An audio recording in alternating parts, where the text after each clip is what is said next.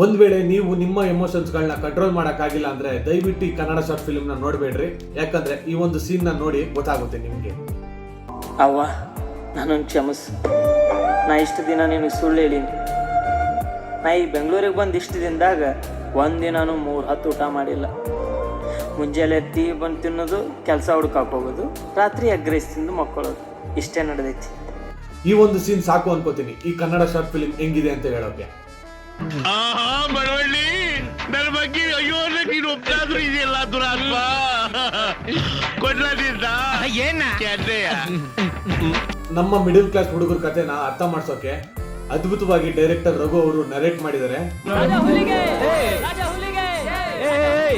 ಏನಪ್ಪ ಇದೆಲ್ಲ ಯಾಕ್ರೋ ಇದು?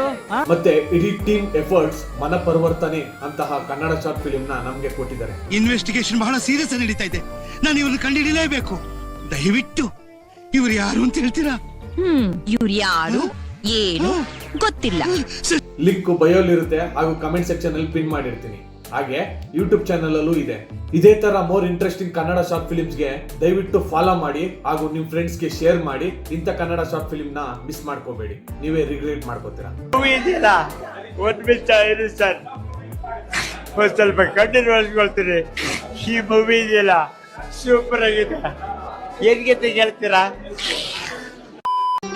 ಮತ್ತೆ ಭೇಟಿಯಾಗೋಣ. ನಮಸ್ಕಾರ.